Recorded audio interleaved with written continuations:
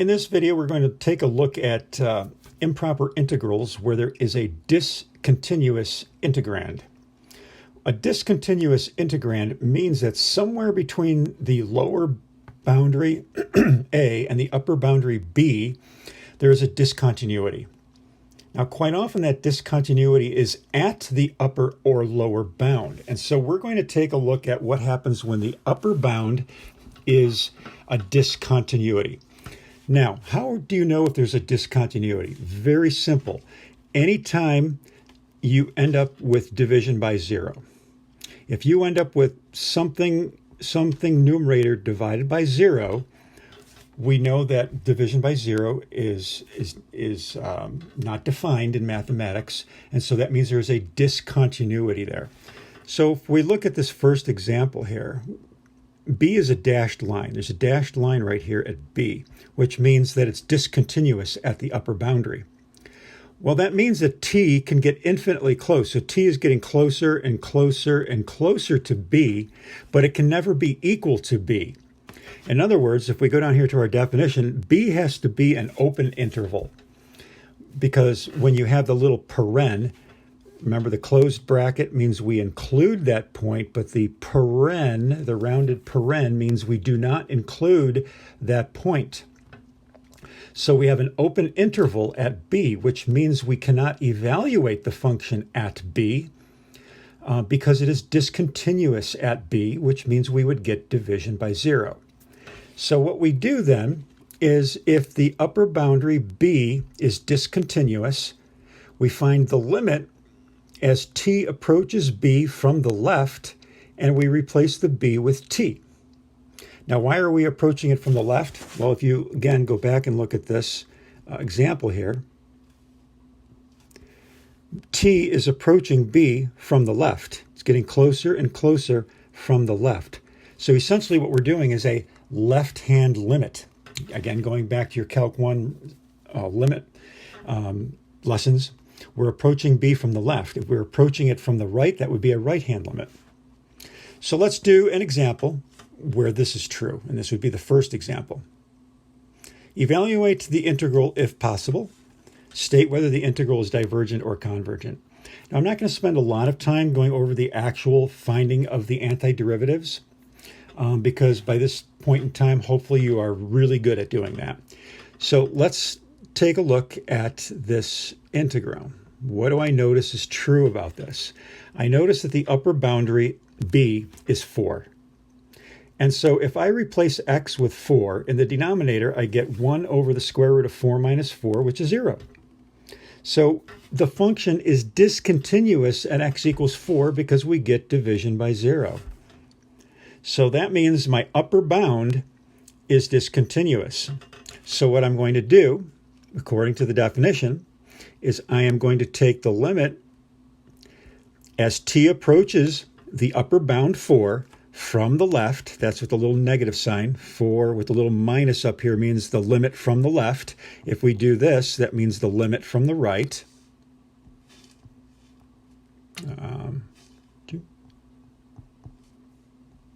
My eraser's not working.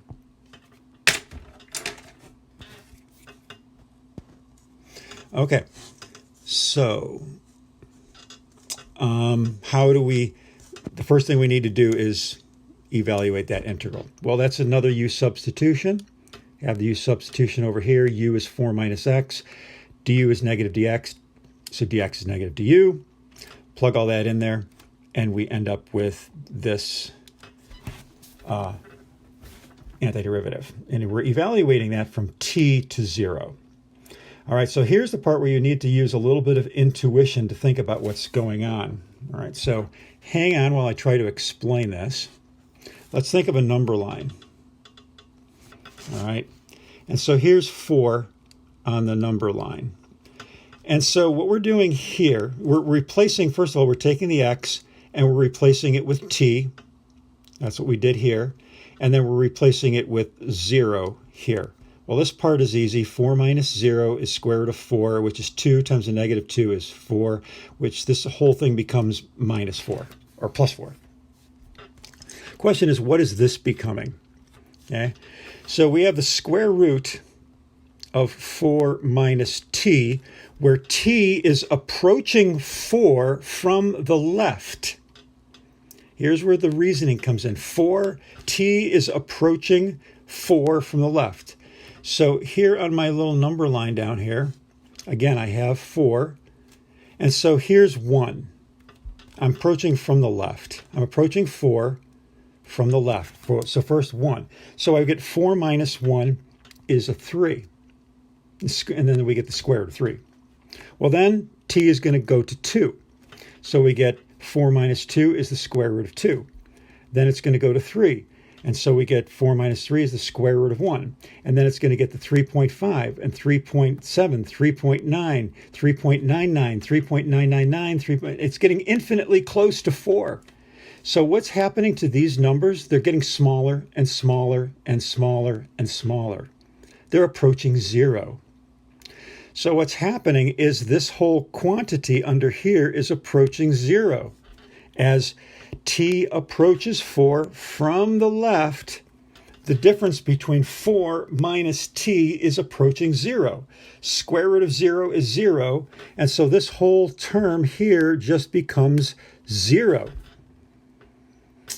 Right, so kind of go through that reasoning again, make sure that makes sense. So we get 4, and then this whole term is equal to 4, so we end up with 0 plus 4 is 4.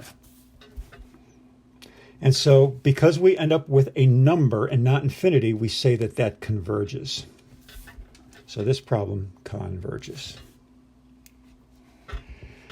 All right, let's go back to the second situation, which we have here, where our lower bound is discontinuous, where a is discontinuous.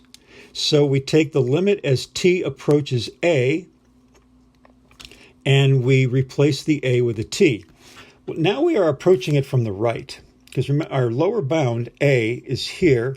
So if we're approaching a from this direction, from the right, the function only approaches a from the right because there's nothing over to the left of a. A is the left bound.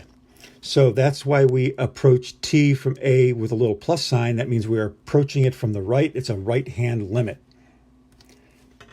Let's do an example of one of those, which should be the next one. No, the next, skip that one, go to this one. Some of these are not in the best order. All right, so looking at this problem, I see immediately that my left-hand bound is discontinuous. Because if I let x be equal to 0, I get 7 divided by 0. So clearly, this function is discontinuous at 0, my lower bound. So I'm saying, all right, I have to take the limit as t approaches 0 from the right, and I replace the 0 with t. And so now all we have to do is evaluate the integral. So the integral, again, using not even the substitution. We just take this 7x to the negative 5. And so that becomes 7x to the negative 4 over negative 4, which is negative 7 over 4x to the 4th. So that's what we got here. Just the power rule. And we're evaluating that from 1 to t, where t is approaching 0 from the right. All right, so replacing 1 in there, we get this. And then replacing the x with t, we get this. So now let's go through and reason this out. T is getting closer and closer to 0. So as t is getting closer and closer to 0, t to the 4th power is getting 0. It's getting smaller. So here's 0 on a number line. We're getting closer and closer to 0 from the right. These numbers are getting smaller and smaller and smaller and smaller and smaller. We're going from 2 to 1 to 1/2, 1/4, 1/8, 1/10, 1/millionth. As we approach 0, the numbers are from the right. The numbers are getting smaller and smaller and smaller and smaller. Well, if we're raising it to the 4th power, numbers that are getting smaller, even raised to a power, are still getting smaller. Times 4, there's still this whole quantity is getting smaller and smaller and smaller, infinitely small, infinitely close to 0.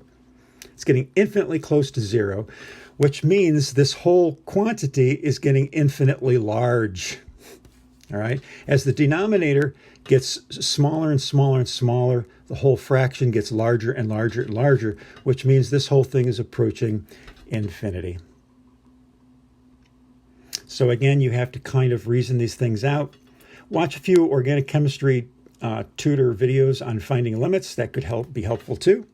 So we end up with the negative 7/4 plus infinity is infinity. So this sucker diverges.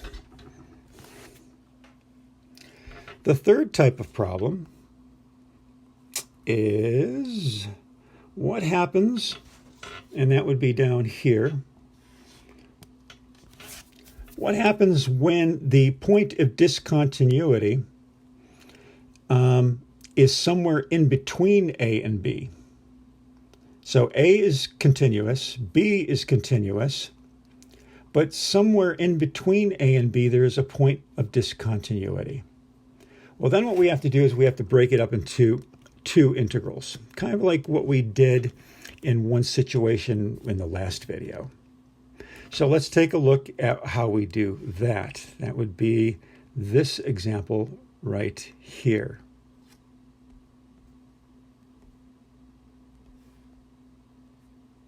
All right, so we have this integral. Now we notice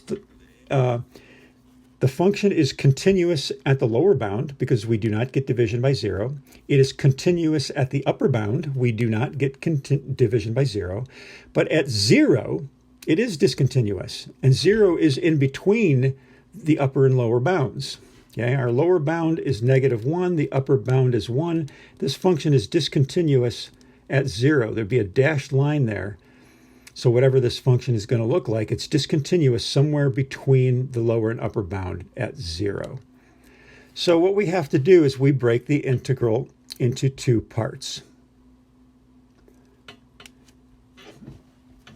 And so we are going to, and I'm using 0 here. And so this is a combination of the last two examples. Here, my upper bound, B, is discontinuous. So we have the limit where t is approaching 0 from the left, and we put t in for the upper bound, plus, now here is where the that's the lower bound.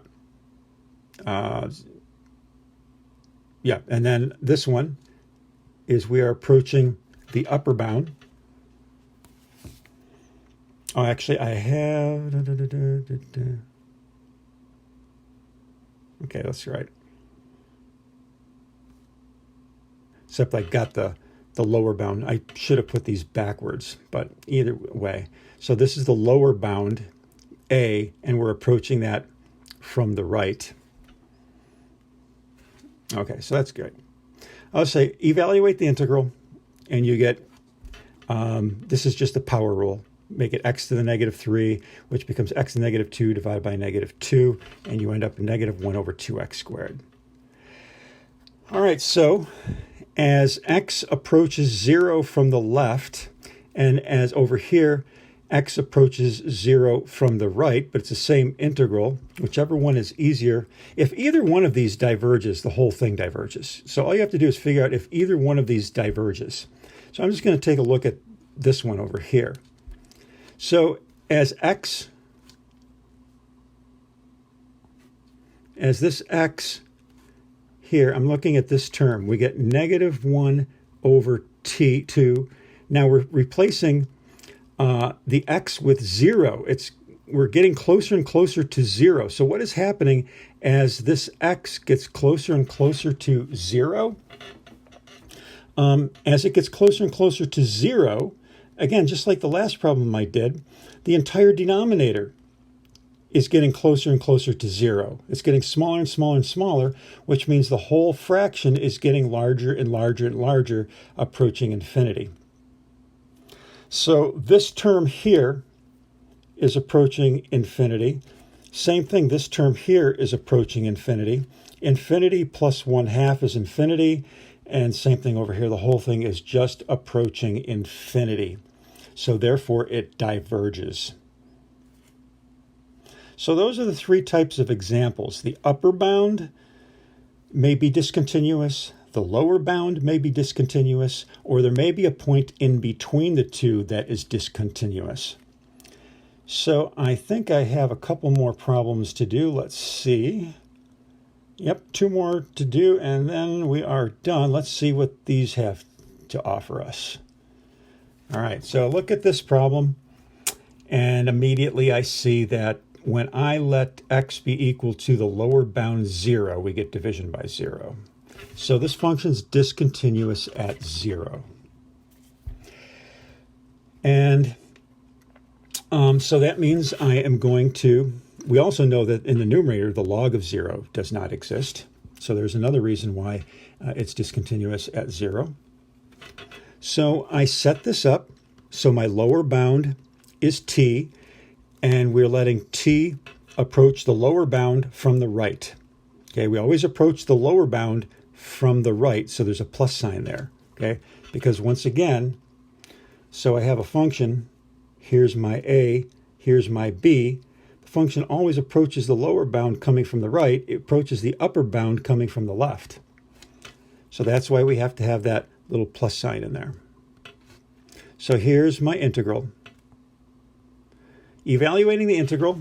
Oh, it looks like we have to do integration by parts. Fun, fun, fun. So I did integration by parts over here. So I let u be equal to the log of x. And so the du is 1 over x dx. dv is x to the negative 1/2. So you're just taking this denominator and bringing it up to the numerator and making it x to the negative 1/2. The antiderivative of that is 2 radical x. Using integration by parts, we have u times v minus the integral of v du, which is this. Cleaning it up, finding the antiderivative of that again, we end up with this. So just go through that step by step. Make sure that you understand the integration by parts. So it's a nice little quick review of integration by parts. And so that goes over here. So now we have to evaluate these. So we're evaluating this function at 1. And that's what I believe, I didn't write out the work, I have there. So we have the log, first of all, the log of 1 is 0.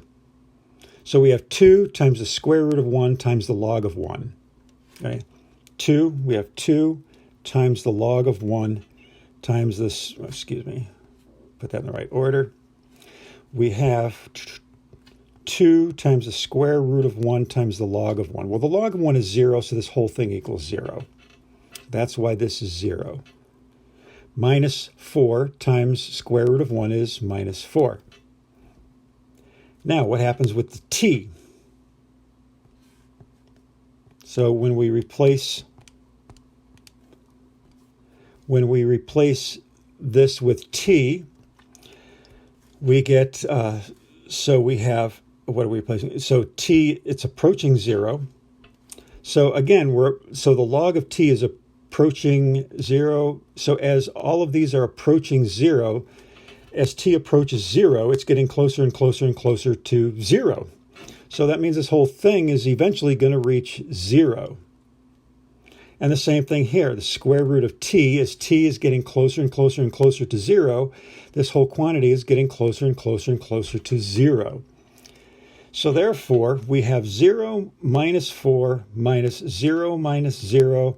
So everything's 0 except for the minus 4. So we do have a number, and so it converges. One last problem.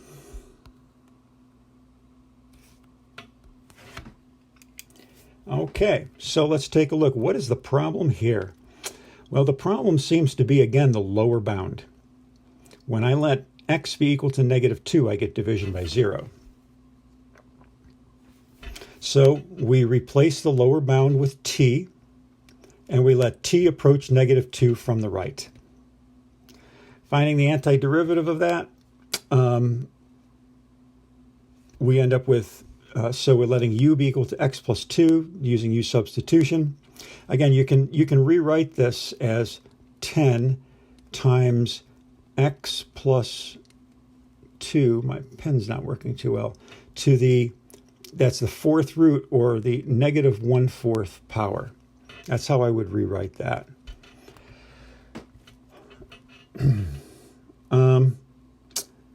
And so we have just a u substitution where u is equal to x plus u, du is equal to x. So we have 10 times u to the negative 1/4 times du. And so we get 10 to the negative 1/4 plus 1. 5/4 is 4/4 minus 1/4 is 3/4. Divided by 3/4 or times 4/3. 4/3 times 10 is 40/3. Okay, so make sure you got that. Make sure you can get this. All right, u to the negative 1/4 plus 1 is adding 4/4. Negative 1/4 plus the 4/4 is 3/4. Divided by 3/4 or times 4/3 is 40/3. I don't have room to write all that out. So, and besides, I'm pretty confident you guys can do that. All right, so we're evaluating that from 14 to t. And so plugging the 14 in here, putting the x plus 2 back in, and so evaluating it at 14, we end up with this. I don't know if you can read that. That's an 8. The fourth root of 16 is 2. 2 cubed is 8. So 8 times 40 over third is 320 thirds. And then over here, as this gets closer and closer to 2, this whole quantity is approaching 0. 0 raised to a power of 0 times 40 thirds is 0. So that whole quantity becomes 0. So we have 320 thirds minus 0 is 320 thirds, which means it converges. Okay, so all of the integrating that we actually did in this section is pretty standard u substitution or power rule, or there was, I think, one with some integration by parts. It's the finding of the limits. Make sure that you understand the finding of the limits. If you need to, watch some videos on finding limits. Again, I like the Organic Chemistry Tutor. Just type in Organic Chemistry Tutor, go to his site, his channel, type in finding limits, and watch a few videos on finding limits. And I'm pretty sure this is just going to be fairly easy to you once you just put your mind to it and practice going over a few problems and thinking about it. Alrighty, see you in the next video.